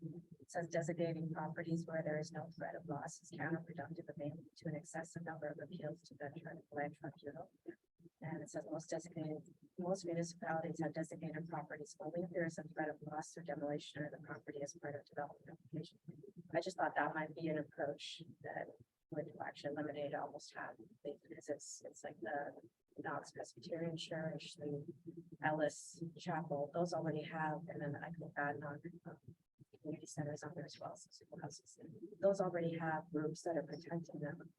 Is there really a benefit to spending our time on those? Is there maybe other houses or properties that are like this owner at 82? I know there's 2 or 3 other houses right with them, the 100 houses right beside them as well.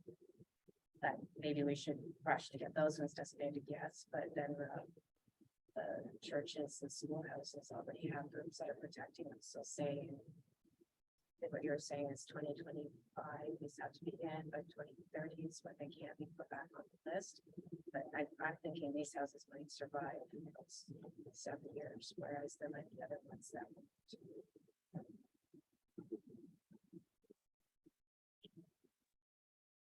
I think that's a fair observation. Others, comments, builds on what Julie had shared in terms of identifying the list of priorities. It's for you, Mr. Chair. I think I would disagree. I think that we don't know what it is that community groups are planning or will do, but they have a different sense of purpose than a private home. So a private owner is really only going to live in it, but we don't know the sale of church properties, for instance, the altering of those properties is entirely possible in this age of church.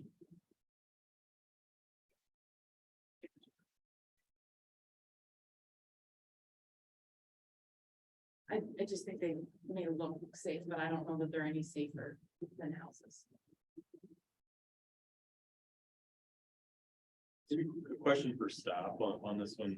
So the list of 18 that were identified, if I recall the dialogue, it was that it was a combination of facilities or sites that we felt could generate significant data to complete the application is one aspect. The second one was they were facilities that, and be careful how I say this, visually significant. They're the churches and what have you in the community, as well as the Queen Street ones, kind of all, I think 4 houses in succession that were probably timely. I think it's kind of what we're getting at to the 1-year point slowly. Those were probably timely. But maybe Courtney or Justine, can you maybe, did I miss anything in terms of that short listing, the top 18? No, Mr. Chair, that's exactly right. And again, in addition to all of that, it was a discussion with the previous Heritage Committee, but this is kind of, this was their recommendation to council that kind of look at these buildings first, based on what we've indicated, Mr. Chair. Which wouldn't preclude us from adding to the 18, just maybe to your point, Lily. But I'd maybe be sensitive that if that's what the previous committee advised, we probably need to some degree, they've gone through this process, we probably want to put something into that. But I think maybe one suggestion is that the next cohort after that first 18, that's probably a really good opportunity to go through that thought process, just as what you've articulated. I think it does that there. When, just timeline wise, the last time the last committee met was in a week, so yes. So how far had did they know at that time that they had 2 years to take exams? Just to So through you, Mr. Chair, yes, before, Bill 23 came into place, there was a lot of, this is going to happen, this is what we're expecting. I will just make mention to a budget, just a budget component too. Because we have heard, staff have heard feedback about, almost demolition by neglect, sort of being called with some of these properties that you mentioned. Just knowing that that's maybe the intent of some property owners, we'd likely be looking at appeals with those, right? Like, I don't know if we would get a lot of buy-in from the property owners, just given that it looks like the intent of what they're doing is to get rid of the property. So maybe a discussion at council, maybe we may want to have relating to budget and increase the legal budgets, things like that. Because again, there is no budget at this point. There wasn't an anticipation of this, so we don't have anything set aside for appeals. Yeah, I believe there was a council request from the committee. I think it's $11,000. Is that amount just to get 18 properties through and advertising, or what was that? I believe, correct me if I'm wrong, Courtney, I believe so. That was the initial for this current fiscal cycle for the municipality was to budget for the D8. Did I? Yes, Sorry. just for advertisements. That's just for. That sounds like, I mean, it's taking out a certain size, and is there any flexibility to make changes to that so that we can't put more houses? It doesn't sound like we have enough budget to do this number at all. Anyways, is there a way to say, I guess it's to the Heritage Act, to request that we maybe put more than one house on a notice, and these 4 houses are right in the road, we did the notice well for at once, or is there some means to reduce that cost? Correct me if I'm misunderstanding. I think that's very prescribed in the regulatory obligations. What I think would be a really tangible recommendation would be if we get through the 18 before the end of the budget cycle, I would love to have the opportunity to go back and say, look, can we accomplish more than we thought? Like some additional funding in this current cycle to 19. I think that would be my sentiment in terms of how I would maybe recommend approaching it. But did I get the regulatory piece right? Working like it's very prescribed. You have to do this by certain times, and it has to. I'm thinking like the Wellington Advertiser, the back end of that has things in it periodically. Yeah. It just seems extensive to have almost $1,000 per property just in advertising. We're giving our life for free. Yeah, okay, I just thought maybe there's that, but then on the other side, I do believe I saw also that the Bill 23, there have been some appeals put in for the timing, and I'm assuming that you're going forward in that document from the Community Heritage Ontario, it listed their recommendations to the bill, assuming that there may be some leeway and might have a little bit. Yeah, and certainly, correct me if I'm misspeaking. I think our sentiment now is that we manage as to what the regulation currently states, and if there are concessions made over the course of time, then great, but until we get those confirmed. But there is no further appeal that this would help with. This respect, it could be, the staff go back and see if we can minimize the cost for the advertising. So, if they're making all these changes, perhaps they can change the Heritage Act to that price. So through you, Mr. Chair, so it did receive royal assent. So it's in place at this time. Council has there's been a lot of effort at, there's resolutions. All these changes were listed on the Ontario, the ERO, so the Environmental Registry of Ontario. And so a lot of feedback there. And the timeline was something council commented on. So whether or not those appeals are successful, I think Mr. Chair is correct. We're stuck with what we've got right now, and we'll work away with what we have. Great questions. Others have anything to share in terms of the first 18, I guess we'll call Can I transition it back to you, yeah, Christine, so- for our subcommittee discussion? Yeah, so we've broken the properties into, 3 subcommittees, so we have our Morlock and commercial subcommittee, which would look at, the Morlock properties and then as well as the properties that are like the, essentially hotel, the other properties on Main Street, and then 80 Rock Road. And then we would have a church subcommittee, which would look at the churches that were listed, so there's 5 of those, I believe there's, 7 for Morlock and commercial, and then we would have a schoolhouse subcommittee that would look at reviewing the cultural or statements of cultural heritage value for the schoolhouse subcommittees. So I think we're just looking for kind of volunteers to be broken up into these different subcommittees. I'd like to nominate in for the commercial. I'm all in church all the time, I love how you church things, but it's probably not wise in school houses, so.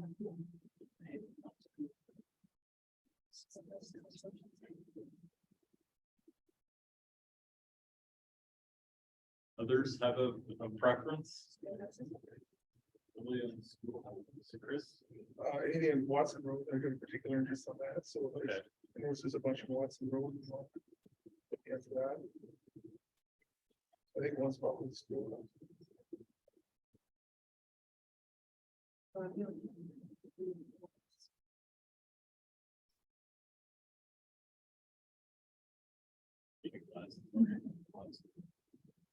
They're all in different schools. Are we good with the 3-person? Probably will wanna have someone volunteer to jump to churches. and commercial. Churches. I think I can certainly be down, Bill, right? What is the most of the interest be? I'm good. Anyone that I have on schoolhouses, so either Lily or Chris, or would either of you have interest in moving to more like commercial or churches? The one schoolhouse, is that the one, the Adnan schoolhouse, is that one of the ones who was? It's on Watson Road, and the reason is because we're members of that committee, we're already part of that group.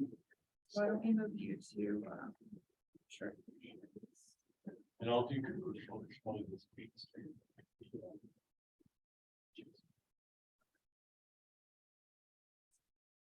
Sorry, that's not what I meant. I meant to say that we have particular interest in that, on what the Watson Road stuff. So not that I wanted to be moved off. Oh. So. Well, it's just a meeting to get together and make them, how much, their budgets and stuff, like we haven't been in a couple of years, so. I don't know if that's. An issue. Having said that, I will land wherever you need me. Okay, April 6th, church. Yeah, okay. So,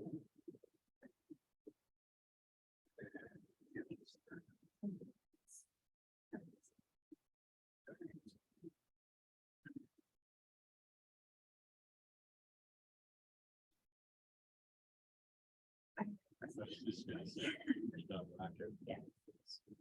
Okay. Staff report HER 2023-006 regarding heritage register designations be received for information, and that the committee supports the recommended action plan as outlined in this report. And that subcommittees be appointed to review the draft statements of cultural heritage value or interest detailed in this report, and report back to the Heritage Advisory Committee at a future meeting as follows. So Morlock and commercial subcommittee members, Josh Heller and Councilor Hurst, which is 78 Queen Street, 80 Queen Street, 84 Queen Street, 42 Queen Street, 46 Queen Street, Whistler Hotel, and 80 Rock Road. The church subcommittee members, Andy Day and Chris Saunders for 600 Arkle Road, 319 Rock Road South, 22 Victoria Street, 7156 Concession 1, and 7605 Bellis Road. And the schoolhouse subcommittee members, Christina Bryan and Lily Clammer Tucci for 6690 Wellington Road 34, 4614 Wellington Road 34, 32 Rock Road South, 4217-4223 Watson Road South, 4492 Watson Road South, and 843 Watson Road South. Great, looking for a mover? Steve, seconder Josh. On support. Carried.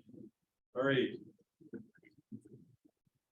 Thanks. This is a key piece of work over the next couple of months and you just have one question. You don't know who the individual to be hired for the youth support role yet.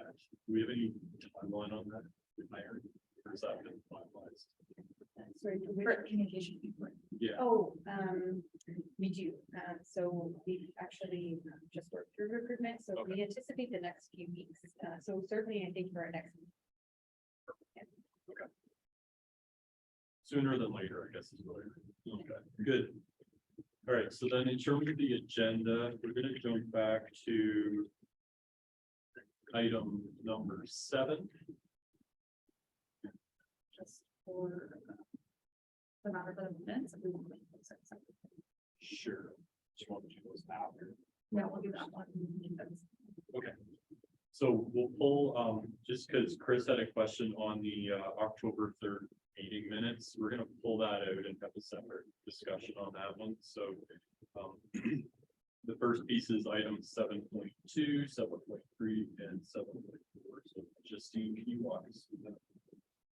Yeah, if anyone wants to have any discussion of those, we can block out. Otherwise, the resolution would be that consent item 7.2 through 7.4 listed for the March 6, 2023 Heritage Advisory Committee be received for information. Hoover? Chris, seconder, Andy, on support. Carried. Okay, so now we're gonna go back to item 7.1. The October 3rd, 2022 Heritage Advisory Committee minutes. And we had a potential point of clarity in there. Yeah, so what we can do, if there's Somebody else with the same name. the responsibility, I do recall, the person did not end up attending to make the delegation, so what we can't do is we can amend the minutes to have item 10.3 be removed. Sorry, just a point of clarification. Was it a written or a verbal? It was supposed to be a verbal, and then there wasn't.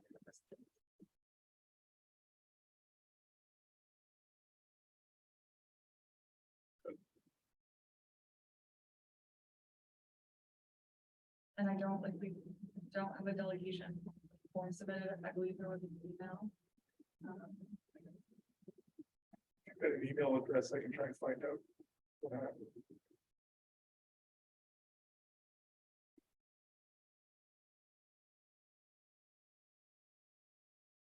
We want to do some research and bring it to the next meeting too.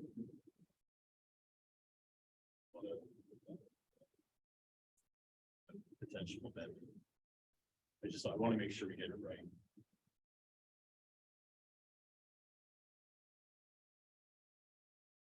Go back to the minutes. We had 10.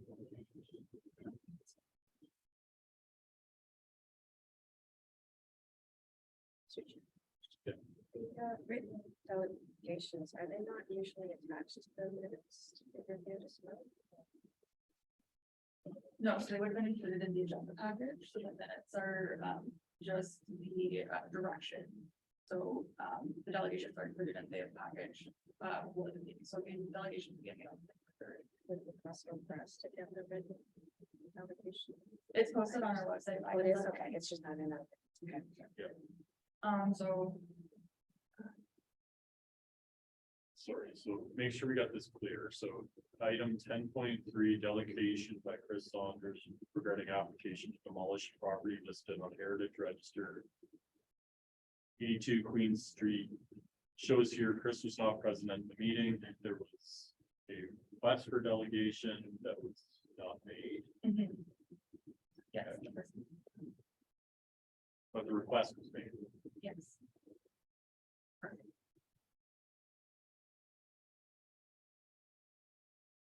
So if the request is made, it shows up in the meeting minutes. The individual did not present delegation. it's captured here that I did not. they did not attend the meeting and present a delegation. Because Yeah. what are we amending? Yeah. Was the delegation that was made in the first place in question? Or was it? So the delegation was not made. The person asked to be a delegate. We did follow up with the person. We were not able to contact them due to issues related to the emails being sent out being rejected, and we did not have a contract to contact the person. So then we did note in the meeting minutes that the delegation was not made. Okay.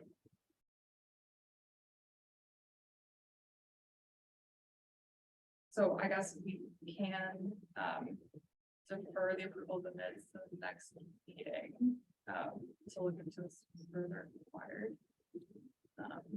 If there's concern with items in point 3 remaining on the minutes as presented. If I, chairperson could say, they think the minutes are supposed to be a reflection of what actually happened. It sounds to me like this is in order in that whoever this Chris Saunders is, paperwork was received, and then they were not present, so that still does reflect what actually happened. If we could pass those minutes with a comment clarifying that this Chris Saunders is not in fact Chris Saunders noted in the minutes. Would that be sufficient? So it's not. So, Mr. Chair, we could, to Christine's point, it does reflect what happened. I think there's some clarification that maybe could happen outside of the meeting that doesn't necessarily need to be captured in our, like, our formal minute taking today. And we could just take a look at your email, see what went on, but I think, to Christine's point, the minutes are capturing what actually occurred, so I don't see an issue with approving them as it would certainly. Their thoughts on that? Thanks, Courtney. I think, yeah, I may be struggling with if that's what happened, that we report it that way, and if it was an administrative misunderstanding at some point in terms of the person not getting in touch, that's not for meeting minutes to articulate. Others have comments on that?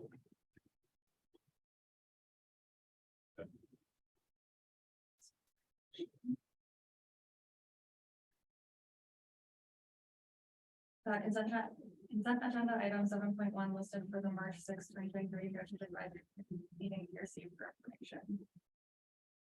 To the mover? I'll move it. Thanks, Chris. And then I'll second, move it.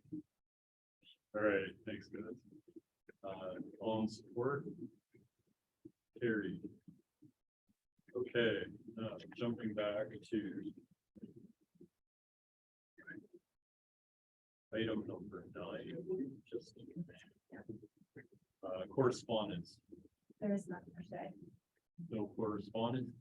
Maybe just a point of clarity for everybody. Typically, we would get some degree of correspondence over the course of time. That's where we would capture this. If something, I would encourage all of you, if that correspondence triggers a discussion at any point, this would be the opportunity to happen. Number 10, announcements. Do we have any announcements of any significance? Maybe one, and I don't want to put you in the spot today, so I don't expect anything right now, but from the Historical Society, I think at a personal level, I would appreciate any significant updates, Chris, that the group's working on over the course of time, because I think that's a really important group within the community. Yeah, I can tell you one thing, that the last meeting that they want to try and get into schools more, just to sort of talk about significance of West Lynch. And so there was discussion, then in the spring, we were trying to put together something that we'd be able to sort of go into classrooms, to sort of, just let kids know what was up, see where they were. So I think that's the only thing that was coming up, other than, we're gonna be present at the Canada Day and the fall fair and all that sort of stuff. I just wanted to make sure that Yeah, and then it's open every Saturday from 1 until 3 in the library. So you're welcome to come in because we're in there once a month as well. So I think that's about it. That's good. I just on a personal level, I've been there with my kids, to see people in there that I've never once ever popped my head in there. Now I feel like I should. Yeah, there's lots of stuff. Just open the book and start looking at pictures. There's all sorts of good stuff in there. Super. Thank you for that. And I think that is something that I would encourage anybody, if you have other activities, even down at the Creek facility, if there's things that you think would be worthy of sharing. It's such a dynamic facility anyways. Please do. Any other announcements that anybody has? All right. Notice of motion, just, you have anything? Okay. Any new business arising for the meeting today that anybody would like to identify?